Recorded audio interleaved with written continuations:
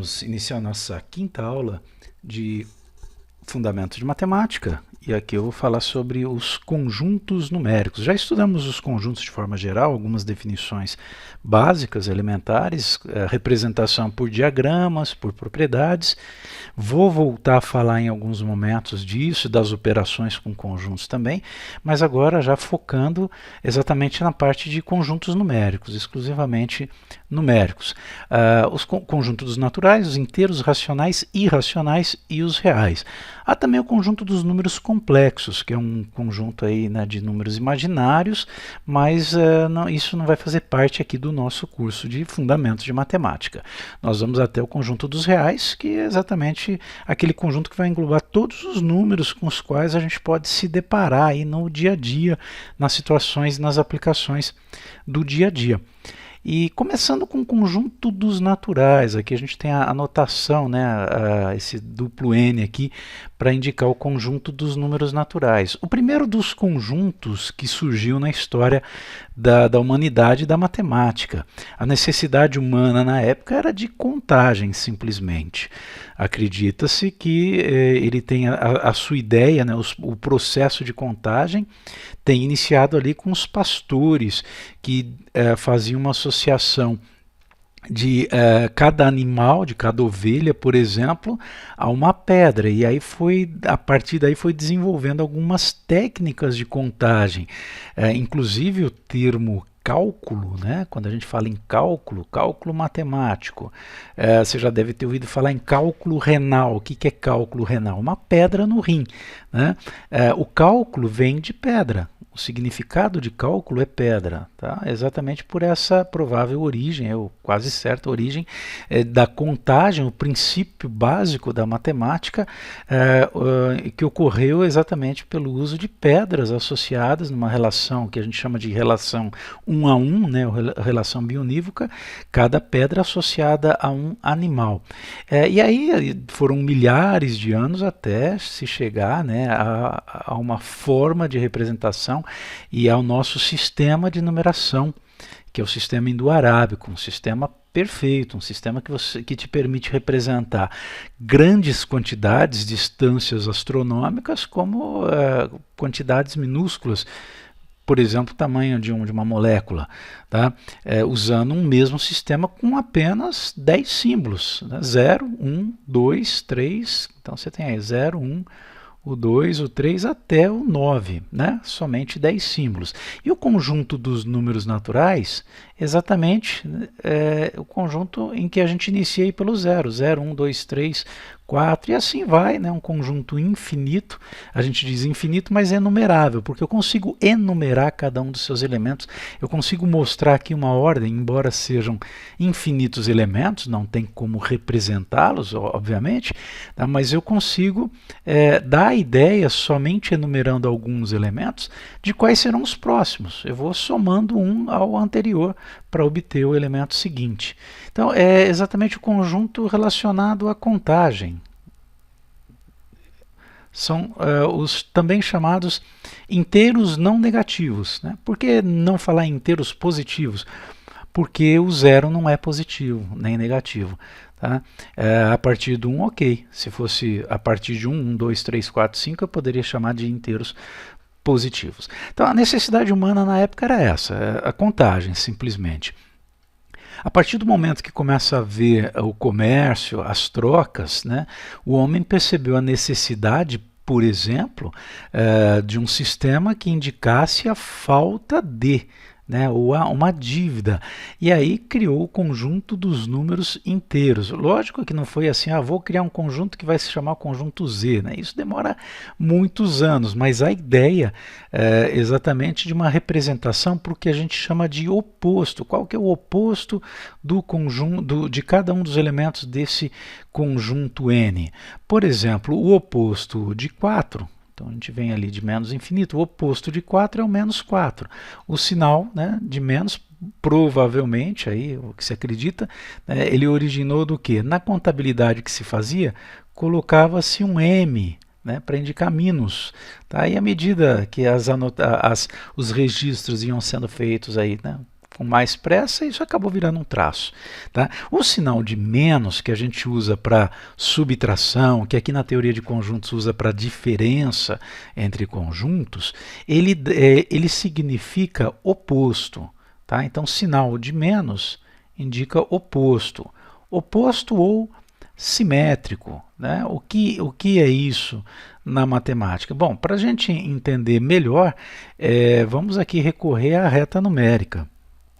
Tá aqui a representação na reta numérica, né? Nós tínhamos inicialmente aí os naturais, 0, 1, 2, há um salto, né, de um valor para outro. Tá? E depois o oposto do 4. Oposto, a ideia de oposto simétrico é o que está do outro lado da reta numérica em relação ao zero. Aqui a gente considera a origem. Tá? Então a distância de 0 até 4, né, é de 4 unidades. O sinal de mais, quando nós utilizamos, e se não utiliza, se pressupõe aí que o valor é positivo, né, ele significa você caminhar para a direita na reta numérica. Quando você utiliza o sinal de menos, tá, é você caminhar para a esquerda. Esse é o sinal de menos. Então, o oposto do mais 4 é o menos 4. Né? O oposto do mais 3 é o menos 3. Então, tá aí. Uma coisa é você ter 4, por exemplo, R$ 4 na conta. Outra coisa é você dever R$ 4 na sua conta bancária. Né? Quer dizer, a distância em relação ao saldo zero é a mesma, entre você ter R$ 4 na conta ou você dever. O sinal de menos exatamente indica aí o simétrico, né, o oposto em relação ao zero. Perfeito? E por isso, inclusive, aqui a gente já pode dar uma indicação, e daqui a pouco eu vou detalhar isso. Por isso que quando você tem uma situação do tipo menos o menos 4, o que isso significa? Por que isso é mais 4? Né? Porque menos com menos aqui vai dar mais nessa situação se eu quiser eliminar os parênteses. Porque essa é parte do 4, simplesmente 4, você está aqui. Né? O menos 4, se você considerar que menos 4, você vai lá para o outro lado. Menos 4 está aqui, é o seu oposto. Ok? Agora, quem é o oposto do menos 4? Você volta. O oposto é sempre dar esse salto para o outro lado, percorrendo a mesma distância em relação ao zero. Por isso que menos 4 fica mais 4. Ok? Então, isso é oposto. E aí você tem, né, o conjunto dos números inteiros, completando aqui, menos 2, menos 1, oposto do 2, oposto do 1, o zero, né, o oposto do zero é o próprio zero, aí você tem 1, só abrir aqui o espaço, 1, 2, 3, 4 e assim por diante. Também infinitos elementos, né, mas você tem um conjunto enumerável. Então dá para você colocar, né, aqui indicar, né, cada um dos termos, uma sequência que te permite tanto descobrir os termos à direita como os termos à esquerda aqui. Ok? Então esse é o conjunto dos números inteiros. Bom, a partir de dado momento aí na história, o homem se viu, né, na necessidade de fazer divisões, divisão de terras, divisão de terrenos, por exemplo. Quando você divide, um exemplo, o 6 pelo 2, ok. Você está dividindo dois números naturais, o resultado é um número natural também, dá 3. Mesmo que você divida menos 6 por 2, né, dois números inteiros, tá, o resultado é um número inteiro, que é menos 3. Mas nem sempre essa divisão, a gente costuma dizer que a divisão é exata. Né? O que seria uma divisão exata? O resultado da divisão entre dois inteiros ser também um número inteiro. Tá? Por exemplo, se você vai fazer a divisão de menos 7 por 2, o resultado você pode escrever como menos 3, mas há um resto. Né? Você vai dividir 7 em duas partes, cada parte vai ter 3, vai ter um resto 1. Tá? Então não é uma divisão exata. Ou aí a gente tem a representação, para não ficar indicando o resto, a representação na forma decimal. Isso daqui, menos 3,5, não é um número nem natural e nem inteiro. Tá? Esse daqui é um número que a gente chama de racional. O que é um número racional? Um número que vem da divisão de dois números inteiros. Isso é racional. Racional vem de razão, divisão. Na matemática, a razão é a divisão. Ok? E aí surgiu então o conjunto dos números racionais, o conjunto Q. E com isso, se antes, se inicialmente nós tínhamos na reta numérica somente 0, 1, 2, 3 e assim por diante, e depois menos 1, menos 2, sempre havia um salto de um valor para outro. Por exemplo, quantos números inteiros há entre o 0 e 1? Nenhum. Do 0 pula para o 1. Ou quantos números inteiros eu tenho entre o menos 2 e o 3? Quantos números inteiros? 1, 2, 3, 4, que são o menos 1, o 0, 1 e o 2. São somente esses valores, valores pontuais. Por que a gente consegue contar? Porque não estamos considerando os valores que ficam entre esses números inteiros. E os números racionais, eles começam exatamente a preencher esses espaços. Se antes do 3 pulava para o 4, agora eu tenho, ou do menos 3, do menos 4 pulava para o menos 3, agora eu tenho o menos 3,5, que fica aqui no meio deles, 3,5 negativo. Ou do 3 para o 4, eu tenho 3,5 positivo. E não só ele, vários outros, infinitos valores entre cada um desses inteiros. Agora tem um probleminha. Como é que eu faço a representação do conjunto dos números racionais? Os naturais, ok, os inteiros também. A gente enumera alguns elementos e isso nos permite exatamente descobrir quais são os demais que não aparecem aqui. Se eu te pergunto, o número 10 é um número natural? Você fala, bom, considerando que eu vou somando aqui, eu vou chegar lá no número 10. Então a gente diz que 10 pertence ao conjunto dos números naturais. Eu posso dizer que o número menos 12 é um número inteiro? Sim, porque se eu for tirando um aqui, andando para trás, o menos 12 a gente vai perceber que pertence ao conjunto Z. Ok? Agora, dá para fazer o mesmo com os números racionais? Essa é a questão. Dá para eu enumerar, pegar alguns elementos para descobrir os demais? Como eu vou escrever, como eu vou representar o conjunto dos números racionais? Esse é o problema. Deixa eu dar uma limpada aqui. Por exemplo, você pode pensar assim, vamos representar de forma semelhante ao que nós fizemos aqui com os números inteiros, colocar alguns elementos, tanto negativos como positivos, insere o 0, mas vamos lá, entre o 0 e 1, por exemplo, há infinitos valores nesse intervalo. Há infinitos números racionais. Então, quem vem logo após o 0?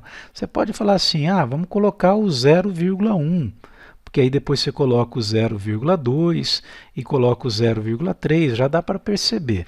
Ok, acontece que entre o 0 e o 0,1 há outros infinitos valores. Por exemplo, 0,01, 0,02, eu estou pondo ponto e vírgula para não confundir com a vírgula aí, na representação dos números decimais. E assim vai. Você fala, ok, então vamos colocar com duas casas decimais, mas entre o 0 e o 0,01 você tem outros infinitos valores, como o 0,001, o 0,002, e assim vai. Quer dizer, sempre que eu considero dois valores muito próximos, eu consigo inserir uma série de outros valores aí. E isso eu consigo fazer de forma indeterminada. Por isso que a gente diz que há infinitos valores racionais entre dois valores quaisquer que você considerar. Então não dá para enumerar.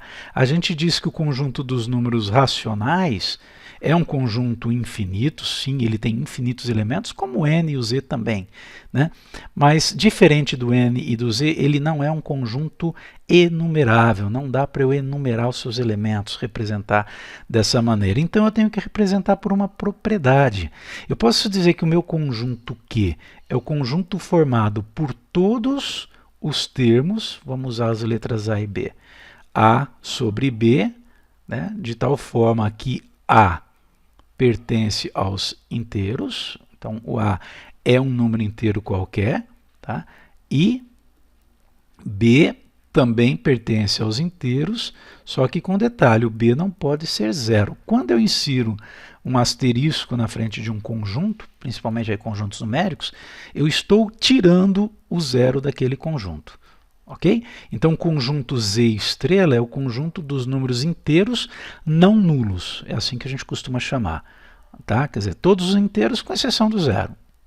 E isso vale para qualquer conjunto aqui, se eu colocar estrela. Pronto, representei aqui o conjunto. Qualquer número que eu consiga escrever como a divisão de dois números inteiros é chamado um número racional. Ok? E aí eu começo a preencher, né, essas lacunas aí entre os valores inteiros, tanto para o lado positivo como para o lado negativo. Ok? Bom, eu já mostrei aqui o conjunto dos números racionais, então, exemplo, eu posso dizer que 2 sobre 3 é um número racional, 2/3 pertence ao conjunto Q? Sim, olha aí, divisão de dois inteiros. Né? Eu posso dizer que 5 pertence ao conjunto Q. O 5 é um número natural. Né? Olha aí, o 5 pertence a N, o 5 pertence a Z, mas será que ele pertence a Q? Sim, ele pertence. Porque eu posso escrever o 5 como a divisão de 5 por 1, como a divisão de dois inteiros. Ou eu posso escrever 5 como a divisão de 10 por 2. Né? Como a divisão de menos 10 por menos 2, também dá 5. Tá? Então, todo número natural é um número inteiro, e todo número inteiro é um número racional. Qualquer número inteiro você consegue escrever como a divisão de dois inteiros. Basta dividir esse número por 1, por exemplo. Ok? Tá? Então, os números racionais, eles incluem todos os inteiros, como eu mostrei aqui, tá? E também aqueles não inteiros, como é o caso do 2/3, quando você tem menos 3,45. É um número racional? Sim, é um número racional, pertence ao conjunto Q. Porque você pode representar isso, por exemplo, como menos 345 sobre 100. É só contar aqui o número de casas decimais, né? E colocar um número de zeros igual ao número de casas decimais. Então, se você dividir 345 por 100, dá 3,45. Olha aí, divisão de dois números inteiros. Então, pertence ao conjunto dos números racionais. Ok? Nós vamos ver mais adiante, né, como identificar um número, principalmente, né, um número racional, ou diferenciá-lo de um número irracional. O que é o irracional?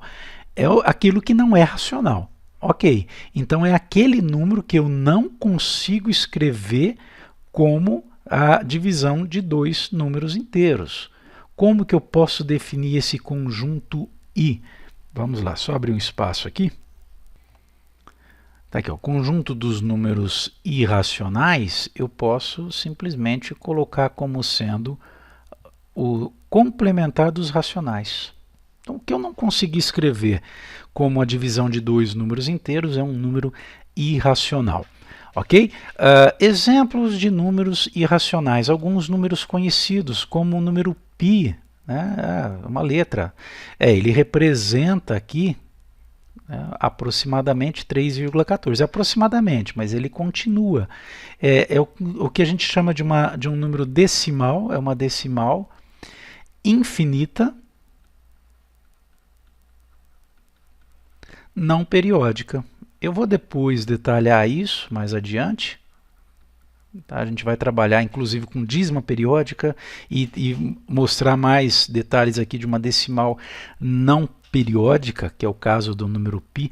O número π ele não tem uma repetição de uma sequência, 3,1414, não. Aí seria uma dízima periódica, uma decimal infinita periódica. Tá? O número π é um número irracional, você não consegue escrever como uma divisão de dois números inteiros. Inclusive vou depois falar um pouquinho sobre como ele surgiu. Tá? Raiz quadrada, por exemplo, raiz quadrada de número primo. Raiz quadrada de número primo. Número primo, aquele que só é divisível por 1 e por ele próprio no conjunto dos naturais, a partir do 2. Tá? Também vou falar mais adiante sobre número primo, a gente vai dar uma boa esmiuçada nos conjuntos numéricos e aproveitar para cada conjunto aí, falar o que é importante nas aplicações da matemática, como múltiplos, divisores, MMC, MDC, como aplicar, né? Não só ver como calcular, mas também como aplicar as regras e sinais que eu comentei, e identificar, por exemplo, números racionais ou diferenciar racionais de irracionais. Tá? Por exemplo, uma raiz, acredita-se que o primeiro número irracional que identificaram, né, raiz quadrada de 2, que tem a ver com a diagonal de um quadrado, com a medida da diagonal de um quadrado. Tá? Raiz quadrada de 2 é um número irracional. Se você colocar na calculadora, lógico, ela tem uma limitação aí de caracteres, você vai perceber que é uma sequência, a parte é aproximadamente 1,4142, a parte decimal, ela não tem uma repetição de um período. Tá? Então é um número irracional. Perfeito? Bom, a união dos conjuntos, ou do conjunto dos números racionais e dos irracionais, nos leva ao conjunto dos números reais. É a união dos racionais com os irracionais. Ok? Ou seja, todos os números que vocês puderem imaginar, aí, né? Com os quais você puder se deparar em qualquer problema, seja esse problema prático aí da sua vida cotidiana, seja um problema, né, matemático, teórico também, você vai trabalhar com os números reais. Então, numa representação por diagrama, vamos abrir aqui um espaço, você pode fazer uma representação, lógico que num diagrama não dá para a gente ficar colocando aqui todos os valores, né? Mas só para ilustrar, você tem aí o conjunto dos números naturais, esse conjunto está contido no conjunto dos números, bem mal desenhado aqui, mas tudo bem, né? Vamos dar uma melhorada. Você tem o conjunto dos números inteiros, conjunto Z, ok? Ou seja, o conjunto dos naturais está contido no Z, o Z contém o N. Todo natural é também um número inteiro, mas nem todo inteiro é natural. Tá? Por exemplo, os inteiros negativos não são naturais. Né? Depois você tem o conjunto Q, porque nós vimos que qualquer número inteiro você consegue escrever como uma razão entre dois números inteiros, então é um número racional. Tá? E aí você tem um outro conjunto aqui, né, que é o conjunto dos irracionais, ele não está, tá, contido nos racionais, ok? Esse é o conjunto dos irracionais. Eu vou até representar aqui diferente o conjunto Q, vamos colocar aqui num retângulo. Tá aí, ó. Esse é o conjunto Q. Ele contém o conjunto Z e o conjunto N. Tá? E aí você tem, né, um conjunto que a gente chama de conjunto disjunto ao Q. Eles não têm intersecção alguma, intersecção vazia, um número ou é racional ou é irracional. Não tem como ser as duas coisas ao mesmo tempo. Você tem o conjunto dos irracionais. E esse conjunto universo é o conjunto dos números reais. Então, aqui na reta numérica, nós começamos com os naturais, 0, 1, 2, 3, 4, assim por diante. Depois vieram os inteiros, então a gente foi preenchendo, né, a gente que eu digo, a humanidade aí nas suas descobertas, né, nós fomos preenchendo aqui a reta numérica, aí os racionais, né, começamos a preencher aí, a parte da reta entre os inteiros. Ainda assim ficaram algumas brechas, né, várias brechas aqui, que são exatamente os números irracionais. A partir desse momento, se a gente une racionais com os irracionais e obtém o conjunto dos números reais, nós preenchemos todos os pontos aqui da nossa reta numérica. Tanto é que ela costuma-se chamá-la, nós costumamos chamá-la de reta real, a reta com todos os números reais, ok? Bom, aqui foi de forma geral, já me estendi demais aqui para falar dos conjuntos, mas para dar uma ideia geral, a partir da próxima aula eu vou começar a detalhar algumas características importantes de cada um dos conjuntos. Então, por exemplo, o conjunto dos números naturais, a gente vai falar, e dos inteiros, né? A gente vai falar aqui sobre múltiplos, sobre divisores, divisores, aproveitar para falar sobre mínimo múltiplo comum, máximo divisor comum, que tem aplicações diretas bem interessantes, além das aplicações dentro da própria matemática. O MMC, mínimo múltiplo comum, por exemplo, ele é bastante útil nas operações com frações. Depois vou falar sobre números racionais, aí vou falar de frações. Então, tentar pegar exatamente os pontos que geralmente geram maior dificuldade de compreensão, e nós vamos detalhar para que você consiga compreender melhor toda essa parte elementar, às vezes não tão elementar, da matemática. Ok? Até o próximo vídeo.